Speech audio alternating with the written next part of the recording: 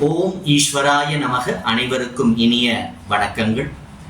அடுத்த 6 மாதங்கள் ஞானாலயத்தில் என்ன முக்கிய நிகழ்வுகள் நடக்க இருக்கின்றன என்பதை கூறும் விதமாக இந்த காணொளி அமையப்பெறும். ஏன்னா அதை பொறுத்து நீங்கள் உங்களுடைய பயண ஏற்பாடுகளை செய்வதற்கு எளிமையாக இருக்கும் என்று பலர் உங்கள் கருத்துக்களை தெரிவித்திருந்தீங்க. அதனால என்னென்ன இம்பார்ட்டன்ட் ப்ரோக்ராம்ஸ் ஞானாலயத்துல நடக்க போகுதுன்றத பத்தி இந்த வீடியோல நான் சொல்ல போறேன். ஒரு சம்மரியா சொல்லணும்னா, முதல்ல இந்த வருடத்தின் இறுதி தீட்சை, அதாவது உயிர் மருத்துவம் என்று அழைக்கப்படும் அந்த சோல் கைனடிக்ஸ் ப்ரோக்ராம் இந்த வருடத்தில் ஞானாலயத்தில் ஜூலை 21 நடக்கவிருக்கின்றது. இரண்டாவதாக ஆத்ம ஞானி சர்டிஃபிகேஷன், அந்த ப்ரோக்ராமை பற்றி, அந்த சர்டிஃபிகேஷன் ப்ரோக்ராமை பற்றி இதில் பேச போகிறேன். மூன்றாவதாக பரிமள குருவண்ணையின் அந்த சத்குரு பூஜை ஆகஸ்ட் 30 நடக்கவிருக்கின்றது.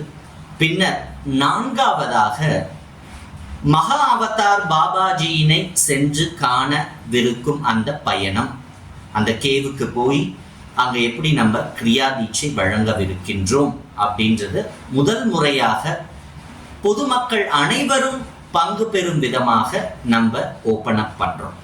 இந்த 4 முக்கியமான விஷயங்களை பற்றி இந்த காணொளியில பேச போற, நீங்க அதை குறிப்பாக எடுத்துக்கொள்ளுங்கள். முதல் விஷயம், உயிர் மருத்துவ தீட்சை. பரிமள குருவண்ணை 2015 முதல்ல அகத்திய மகரிஷிகளின் ஆசிகளோடு அவருடைய அருளாற்றலோடு தீட்சை வழங்கினார்கள் முதல் 5 வட்ட மலர்களுக்கு. பின்னர் ஆறுமுகனார் தன்னுடைய ஆற்றல்களை அழித்து 6, 7, 8 மக்களுக்கு அவர் ஆறுமுக தீட்சை வழங்கினார். பின்னர் ரேணுகாதேவியின் மந்திர தீட்சை 9 முதல் 13 வட்டங்கள் வரை ரேணுகாதேவியின் மந்திர தீட்சை நடைபெற்றது. அதற்கு பின்னர் சிவனார் வன ஈசராக அருளாசியோடு நமக்கு இந்த சிவதீட்சையை வழங்கினார். இப்படி ஒவ்வொரு காலகட்டத்திலும் உயர் ஆற்றல்கள் தங்களுடைய ஆற்றல் பரிமாற்றத்தின் மூலமாக சத்திய யுகத்திற்கான வித்துக்களை சேகரிக்கும் அற்புதமான பணிக்கு நமக்கு உதவி செய்தார்கள். அதில் முக்கியமாக சென்ற வருடம் பித்ரு உலகத்தில் உள்ள ஆன்மாக்களை விடுவித்ததன் மூலமாக நமக்கு 18 வட்டங்களையும் நிறைவடைய செய்தார்கள். இதுல என்னன்னு பாத்தீங்கன்னா, ஒவ்வொரு முறை ஆன்மாக்கள் விடுதலை வரும் பொழுதும், ஒவ்வொரு முறை தீட்சை வழங்கும் பொழுதும், அந்த தீட்சை வழங்கும் குருவிற்குத்தான் அதற்குண்டான பாதிப்புகள் பெருமளவில் இருக்கும். பரிமள குருவண்ணையை அறிந்தவர்கள் எல்லாருக்கும் தெரியும், அம்மா ஒவ்வொரு முறை தீட்சை கொடுக்கும் பொழுதும் அவர்களுடைய உடல்நிலை எவ்வாறு பாதிக்க பெற்றது. அதனுடைய உச்சத்தில் 9வது வட்டம் நிறைவடையும் பொழுது அவர்கள் மகா சித்தி அடைந்தார்கள். ஸோ ஒரு குருவாக இருந்து தீட்சை வழங்குவது என்பது it is not a privilege, அது ஒரு பெரும் ரெஸ்பான்சிபிலிட்டி. உயர் ஆற்றல்கள், ஏன் அகத்திய மகரிஷிகள் மற்ற உயர் ஆற்றல்கள் கலியுகத்தில் பிறக்கவில்லை என்றால், மற்றவர்களுடைய கர்ம வினைகளை ஏற்று தங்களுடைய ஆற்றல்களை இழக்க அவர்கள் விரும்பவில்லை. அவங்க அவர்களுடைய ஆற்றல்களை மனித ரூபத்தில் இருக்கும் குருவிற்கு அளித்து அவரை ஒரு கருவியாக பயன்படுத்தி இந்த கலியுகத்தில் மானுடர்களை விடுவிப்பார்கள். அப்படி பரிமள குருவண்ணை 9வது வட்டத்தில் மகா சித்தி அடைந்தார், எக்ஸாக்ட் ஹாஃப் லெவல்ல. அதற்கு பின்னர் உயராற்றல்கள் என்னை குருவாக நியமித்து ரேணுகாதேவியின் மந்திர தீட்சையை வழங்க சொன்னார்கள். பல்வேறு இன்னல்களுக்கு இடையே, சவால்களுக்கு இடையே அந்த தீட்சையை ஆன்லைன்ல வழங்கணும். அற்புதமாக கிராம தீட்சையாக ஒவ்வொரு கிராமமாக எத்தனை 50 to 60 கிராமங்கள் சென்று பல ஆயிரம் மக்களுக்கு நம்ம கிராமப்புற தீட்சையை வழங்கினோம். எந்தவித எதிர்பார்ப்பும் இன்றி அனைத்து மக்களும் உய்வுற வேண்டும் என்ற அந்த உயரிய நோக்கத்தோடு செய்யும். அற்புதமாக 13 வட்டங்களை பரிமள குருவண்ணை ரேணுகாதேவியின் மந்திர தீட்சை மூலமாக நிறைவு செய்தார். அப்புறமாக சிவனார் வரும் பொழுது மிகுந்த அந்த ஒரு ஆக்ரோஷத்தோடு வன ஈசராக அவர் வரும் பொழுது ஆணவம் எனும் அந்த திரையை களைவேன். எவன் ஒருவன் தன் ஆணவ கிளையை எடுக்க விரும்புகின்றானோ அவனுக்கு பரிபூரண ஆற்றல்களை தருவேன் என்ற அந்த உத்வேகத்தோடு வரும்போது பல்வேறு இன்னல்கள், பல்வேறு போராட்டங்கள், அதில் நான் எனும் அந்த ஆணவத்தை அழிப்பவர்களுக்கே தொடர்ந்து ஞானாலயத்தில் இன்றும் பணிபுரிந்து கொண்டிருக்கின்றார்கள். அப்படி அற்புதமாக 18 வட்டங்களையும் சென்ற வருடம் பௌர்ணமி, சித்ரா பௌர்ணமி அன்று அற்புதமாக பித்ரு உலகத்தின் ஆன்மாக்களை விடுவிப்பதன் மூலமாக வன ஈசராம் சிவனார் 18 வட்டங்களையும் அற்புதமாக நிறைவு செய்தார். அப்ப அதனுடைய தாக்கங்கள் 18 வட்டங்கள் 10.5 லட்சம் ஆன்மாக்களின் அந்த கர்ம வினைகளும் ஞானாலயத்தில் அதை எங்க அப்சார்ப் பண்ண முடியும் போது குருவின் மீது அப்சார்ப் செய்யப்பட்டு பல்வேறு போராட்டங்கள் அனைத்தையும் எதிர்கொண்டு அந்த கலியகற்றும் கந்தனின் அருளாசியோடு அத்துணை ஆன்மாக்களையும் விடுதலை செய்யும் அந்த பணியினை இறைவன் எனக்கு அருளினார். அற்புதமாக 18 வட்டங்கள் நிறைவடைந்த பிறகு சிவசக்தி தீட்சையாக மலர்ந்தது. அந்த சிவசக்தி தீட்சையில அற்புதமான நிகழ்வுகள் நடந்தது. அதற்கு பின்னர் இப்பொழுது வள்ளல் பெருமானின் ஆசிகளோடு உயிர் மருத்துவமாக சோல் கைனடிக்ஸ் புரோகிராம் மதங்களை கடந்து எந்த மதத்தவரும் உய்வுறும் பொருட்டு உயராற்றல்கள் அற்புதமாக நம்ம இந்த பீனியல் கிளாண்டுக்குள்ளே இருக்கின்ற நம் உயிர் அணுவின் மூலமாக ஒருவர் எவ்வாறு தன்னை குணப்படுத்திக் கொள்ள முடியும் என்ற அந்த உயரிய தீட்சையை நமக்கு இப்ப கொடுத்திருக்காங்க. வள்ளல் பெருமான் அவருடைய பரிபூரண ஆசிகளை வழங்கி கொண்டிருக்கின்றார். ஒவ்வொரு நிகழ்வு ஞானாலயத்தில் நடந்தாலும், அது குருவிற்காக இருந்தாலும், ஞானாலயத்தில் நடந்தாலும், பரிமள குருவன்னையின் அவங்க பர்மிஷன் இல்லாம ஞானாலயத்தில் ஓர் அணுவும் அசையாது என்பதை நாம் புரிந்து கொள்ள வேண்டும். சோ அவங்களுடைய வழிகாட்டுதலின்படி இந்த உயிர் மருத்துவ தீட்சை அற்புதமாக நடைபெற்றது. அவர்களே இதை வருடத்திற்கு 2 முறை அளித்தால் போதும் என்று கூறியதன் பொருட்டு தைப்பூசத்தன்றும் குரு பூர்ணிமா அன்றும் 2 தினங்கள் தான் நம்ம இந்த உயிர் மருத்துவ தீட்சையை வழங்க இருக்கின்றோம். சோ அடுத்த தீட்சை உயிர் மருத்துவ தீட்சை எப்பன்னு பார்த்தீங்கன்னா ஜூலை 21 ஞானாலயத்தில் நேரடியாக நடைபெறும். அதற்கு முன்னர் மலேசியாவில் நம்ம வழங்குறோம். ஆனால் ஞானாலயத்தில் இந்த வருடத்தின் அடுத்த கடைசி தீட்சை என்பது ஜூலை 21. உங்களுடைய நண்பர்கள், உறவினர்கள் எல்லாருக்கும் நீங்க முன்னாடியே சொன்னீங்கன்னா அவங்க பயண ஏற்பாடுகளை செய்து கொள்வதற்கு எளிதாக இருக்கும். இதற்கு அடுத்து ஜூலை 21க்கு அடுத்து அடுத்த வருடம் தைப்பூசத்தன்று மட்டும்தான் தீட்சை நடைபெறும். சரிங்களா? சோ இப்படி வருடத்துக்கு 2 முறை தீட்சையும், ஐப்பசி பௌர்ணமி நவம்பர் 15ஆம் தேதி ஆன்ம விடுதலை நிகழ்வும் நடைபெறும். இதுதான் முன்னாடி அம்மா காலம் தொட்டு வருடத்திற்கு ஒரே ஒரு முறைதான் ஆன்ம விடுதலை நிகழ்வு என்பது நடைபெற்றது. அதே போல இப்பொழுதும் தொடரப்படும். சோ அடுத்த மாதமும் சென்ற 2 மாதங்களுக்கு முன்னர் தீட்சை எடுத்தவர்களும் இனி எடுக்க போகின்றவர்களுக்கும் ஆன்ம விடுதலை நிகழ்வு என்பது ஐப்பசி பௌர்ணமி நவம்பர் 15ஆம் தேதி. நீங்க எந்த நாட்டில் இருந்தாலும், எந்த ஊர்ல இருந்தாலும் உங்க வீட்டில் இருந்தபடியே இந்த ஆன்ம விடுதலை நிகழ்வில் நீங்கள் பங்கு கொள்ளலாம். சரிங்களா? சோ இது முதல் அனௌன்ஸ்மெண்ட். இரண்டாவதாக ஆன்ம ஞானி சர்டிபிகேஷன். இது முன்னரே ஒரு காணொளியில இதை பத்தி தெரிவித்திருந்தேன். நிறைய பேர் பதிஞ்சிருக்கீங்க. இந்த ஆன்ம ஞானி சர்டிபிகேஷன் அப்படின்ற இந்த ப்ரோக்ராம் என்னன்னா, உயர் ஆற்றல்கள் நமக்கு அளித்த பாடங்களை நம்ம பஞ்ச தேகங்கள், பஞ்சபூதங்களை பொறுத்து 5 மாதங்கள், மாதத்திற்கு ஒரே ஒரு நாள் வகுப்பு. சரிங்களா? ஒவ்வொரு மாதமும் பௌர்ணமியை ஒட்டி வருகின்ற அந்த வீக்கெண்ட், சாட்டர்டே ஆர் சண்டே ஒரே ஒரு நாள் தான் வகுப்பு. இப்படி 5 மாசம், July, August, September, October, November, 5 மாதங்கள், 5 தினங்கள், 5 வகுப்புகள், பஞ்சபூதங்கள், பஞ்ச தேகங்கள், பஞ்ச உயர் ஆற்றல்கள், 5 உயர் ஆற்றல்களின் அந்த பயிற்சி முறைகளை நம்ம வழங்கவிருக்கின்றோம்.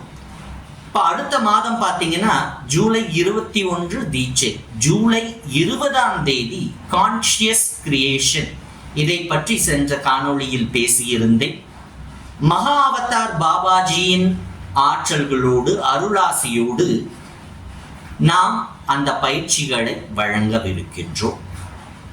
ஸோ அதற்கு உண்டான அந்த ரெஜிஸ்ட்ரேஷன் ஃபார்ம் முன்னரே அனுப்பப்பட்டிருக்கின்றது. இந்த காணொளியிலும் அதை அட்டாச் பண்ணியிருக்கோம். ஸோ அடுத்த மாதம் கான்ஷியஸ் கிரியேஷன். அதுக்கப்புறம் பார்த்தீங்கன்னா ஆகஸ்ட் மாதம் கான்ஷியஸ் எனர்ஜி, கான்ஷியஸ் பிரெத். இப்படி ஒவ்வொரு மாதமும் ஒரு தினம் ஒரு சிறப்பான பயிற்சி. பதஞ்சலி மகரிஷிகள், சட்டைமுனி சித்தர், சாரதா தேவி இப்படின்னு வெவ்வேறு உயர் ஆற்றல்களின் பயிற்சிகளை 5 மாதங்களில் நாம் வழங்கவிருக்கின்றோம். ஸோ இதில் என்னன்னா, இந்த பயிற்சிகளை நானும் ஞான குருமார்களும் நடத்துவார்கள். உங்களுக்கு தெரியும், சென்ற வருடம் ஞான குருமார்கள் தேர்வுற்றார்கள். அதுல ஒவ்வொரு ஞான குருவும் ஒரு பயிற்சியினை தேர்வு செய்து அதை பல முறை பயின்று எது அவர்களுக்கு சித்தியாகி அவர்களின் உள் உணர்வோடு உயராற்றல்கள் கலந்து அவர்கள் பாணியில் அவர்கள் அந்த வகுப்பினை நடத்துவார்கள். ஸோ இது ரொம்ப யூனிக்கா இருக்கும். ஸோ இதில் ஒவ்வொரு ஞான குருமார்களின் அந்த உயர் ஞான ஆற்றலையும் அவர்கள் பகிர உள்ளார்கள். ஸோ அவங்களுடைய யுனிக்னஸ், அவங்க அதை சித்தி செய்து அவர்கள் அதை பயின்று அதை உயர் ஆற்றல்களின் தொடர்போடு உங்களுக்கு அவங்க அந்த பயிற்சிகளை நடத்துவார்கள். சில பயிற்சிகளை நான் நடத்துவேன், சில பயிற்சிகளை அவர்கள் நடத்துவார்கள். ஸோ இதை தவிர 4 வேத நூல்கள், மூளை, ஒளி, ஒளி, பிரம்மம் மற்றும் ஈசனின் சுயசரிதை எனும் இந்த 5 நூல்களும் 5 மாதத்தில் என்னால் கற்பிக்கப்படும். எப்பவுமே பயிற்சிகளோடு சேர்ந்து அந்த தியரி நமக்கு தெளிவாக புரிந்தால்தான் நமக்கு எல்லாமே கைகூடும். ஸோ அப்படி அந்த தியரி பார்ட், அந்த புத்தகங்களில் உள்ள அந்த சாராம்சத்தை உங்களுக்கு நான் பாடமாக நடத்துவேன். பின்னர் உயர் ஆற்றல்களின் பயிற்சிகள் உங்களுக்கு நடத்தப்படும். சரிங்களா? ஸோ இப்போ இந்த ப்ரோக்ராம் நான் சொன்ன மாதிரி 5 மாதங்கள் நடக்க இருக்கின்றது. அடுத்த மாதம் கான்ஷியஸ் கிரியேஷன். உங்களின் ஆற்றல்களை கொண்டு உங்கள் வாழ்க்கையை நீங்கள் எவ்வாறு உருவாக்க முடியும் என்ற இந்த பயிற்சியை நீங்க முதல்ல ரெஜிஸ்டர் பண்ணிக்கோங்க. ஒவ்வொரு மாதமும் அந்த ரெஜிஸ்ட்ரேஷன் வரும். என்ன பயிற்சி, எந்த தேதி அப்படின்ற இன்ஃபர்மேஷனோட உங்களுக்கு வாட்ஸ்அப்ல இன்ஃபர்மேஷன் வரும். அப்ப அந்தந்த மாதம் நீங்கள் ரெஜிஸ்டர் பண்ணிக்கலாம். ஸோ இண்டிவிஜுவலாகவும் உங்களுக்கு நடுவில் 2 மாதங்கள் வர முடியலன்னா தனித்தனியாகவும் நீங்கள் எடுக்கலாம். கான்ஷியஸ் கிரியேஷன் எடுத்துக்கலாம். 2 மாதங்கள் கழித்து நீங்கள் கான்ஷியஸ் பிரெத் எடுத்துக்கலாம், வாசி யோக பயிற்சிகளை. அது மாதிரி நீங்கள் தேர்ந்தெடுத்து தனித்தனியாகவும் இந்த சர்டிஃபிகேஷன்ஸை பண்ணலாம். ஆனால் 5 மாதமும் தொடர்ந்து நீங்கள் இந்த பயிற்சிகள் அனைத்தையும் முடிப்பீர்களானால் உங்களுக்கு அந்த சர்டிஃபிகேஷன், ஆன்ம ஞானின்ற அந்த சர்டிஃபிகேஷன் கிடைக்கும். சர்டிஃபிகேஷனோட உங்களுக்கு அந்த இறை தொடர்பு உண்டாவதற்கான எல்லா விதமான சாத்தியக்கூறுகளும் எளிதாக நடக்கும். சரிங்களா? ஸோ இதை முடிக்கிறவங்க என்ன ஆவாங்கன்னா, அடுத்த நிலை பயிற்சியான இறை ஞானின்ற அந்த பயிற்சிக்கு உங்களுக்கு தகுதியுறதுக்கு வாய்ப்பு இருக்கின்றது. பின்னர் இறை சித்தம் இருப்பின் ஞான குருமார்களாக உருவாவதற்கான வாய்ப்பும் இருக்கின்றது. ஸோ இப்பொழுதைக்கு நீங்கள் ஒவ்வொரு மாதமும் அந்த ஓப்பனிங் வரும்போது, அந்த ஃபார்ம் வரும்போது நீங்கள் அதில் ரெஜிஸ்டர் பண்ணி அதற்கு உண்டான பேமெண்ட் பண்ணும்போது அந்தந்த மாதத்திற்கு உண்டான அந்த பயிற்சிகளை ஒரு தின பயிற்சியில் நீங்கள் கலந்து கொள்ளலாம். அப்படி நீங்கள் தொடர்ந்து 5 மாதங்களும் ஜூலை டு நவம்பர் நீங்கள் எல்லா மாதமும் நீங்கள் பயிற்சியை எடுத்து தேர்வுறும் பொழுது உங்களுக்கு அந்த சர்டிஃபிகேஷனும் கிடைக்கும். சரிங்களா? ஸோ இது ஆன்ம ஞானி சர்டிஃபிகேஷனுக்கான அந்த இன்ஃபர்மேஷன். ஸோ அடுத்த மாதம் ஜூலை 20 கான்ஷியஸ் கிரியேஷன் மகாவதார் பாபாஜியின் அந்த பயிற்சி முறைகளை நீங்கள் பயில வேண்டும், கற்க வேண்டும் என்று விரும்பினால் இந்த வீடியோவோட வர ஃபார்மை நீங்கள் வந்து சைன் அப் பண்ணி நீங்கள் ரெஜிஸ்டர் பண்ணிக்கலாம். மூன்றாவது நிகழ்வு என்பது பரிமள குருவண்ணையின் மகா பிரம்ம சத்குரு பூஜை. இது இந்த வருடம் ஆகஸ்ட் 30 அற்புதமாக நடைபெற உள்ளது ஞானாலயத்தில். ஸோ இதற்கும் நீங்க உங்க பயணத்தை ஏற்பாடு செய்து கொள்ளலாம். எது உங்களுக்கு கம்ஃபர்டபுளா இருக்கோ அதுக்கேற்ற மாதிரி நீங்க ப்ரோக்ராமை பிளான் பண்ணிக்கலாம். அதை தொடர்ந்து 4வது விஷயமாக இந்த முறை நம்ம வந்து மகா அவதார் பாபாஜியின் குகைக்கு சென்று அவருடைய ஆசிகளை பெற்று கிரியா தீட்சையையும் வழங்க உள்ளோம். சரிங்களா? இப்ப பாத்தீங்கன்னா 2 வருடங்களுக்கு முன்னர் மகாவதார் பாபாஜி குகைக்கு சென்றுதான் நம் ஞானாலய பல்கலைக்கழகத்தை ஆரம்பித்தோம். அதற்கு பின்னர் சென்ற வருடம் பார்த்தீங்கன்னா இந்த 18 வட்டங்களும் நிறைவடைந்த பிறகு பல்வேறு இடங்களுக்கு அந்த அத்துணை கர்ம வினைகளும் நம்மை தாக்கும் பொழுது அதை நீக்கும் பொருட்டு உயராற்றல்கள் நம்மை பல்வேறு இடங்களுக்கு செல்ல சொன்னார்கள். அதுல பாத்தீங்கன்னா முக்கியமா முக்திநாத் போயிருந்தோம். அதற்கப்புறம் கடாரம், மலேசியாவில் ராஜராஜ சோழனின் தொடர்பை உடைய செய்திகள் நமக்கு கிடைத்த அந்த தருவாயில் அங்கு சென்றோம். பின்னர் இந்தியாவில் தெற்கு திசையில் கங்கை கொண்ட சோழபுரம், கன்னியாகுமரி, அகத்தியரின் பொதிகை மலை, பின்னர் ஸ்ரீலங்காவில் கதிர்காமம் சென்றிருந்தோம்.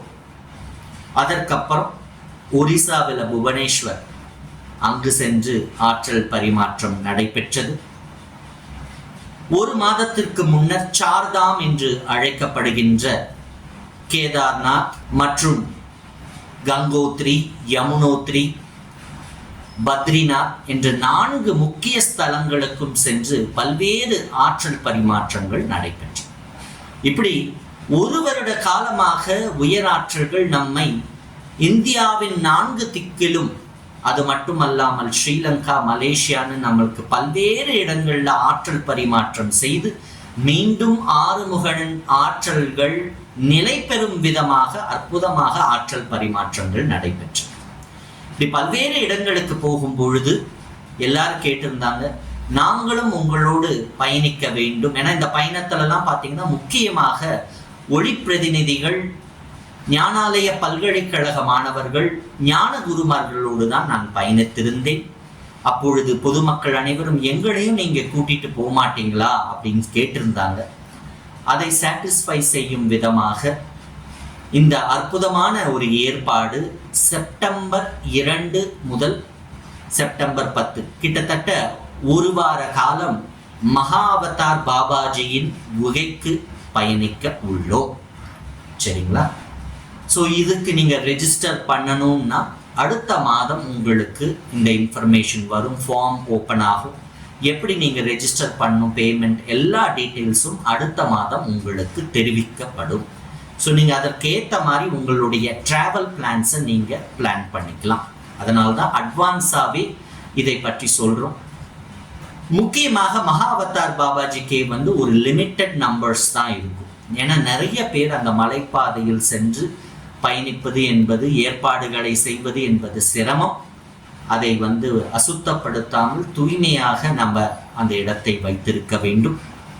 இதன் பொருட்டு ஃபர்ஸ்ட் கம் ஃபர்ஸ்ட் சர்வ் பேசிஸில் அந்த ஃபார்ம் ஓப்பன் ஆகும்போது யாரெல்லாம் ஃபர்ஸ்ட் ஃபில் பண்ணுறீங்களோ உங்களை ரெஜிஸ்டர் பண்ணிவிட்டு இந்த பயணம் செப்டம்பர் 1 வாரம், அதாவது செப்டம்பர் 2 to செப்டம்பர் 10 இந்த ப்ரோக்ராம் இருக்கும்.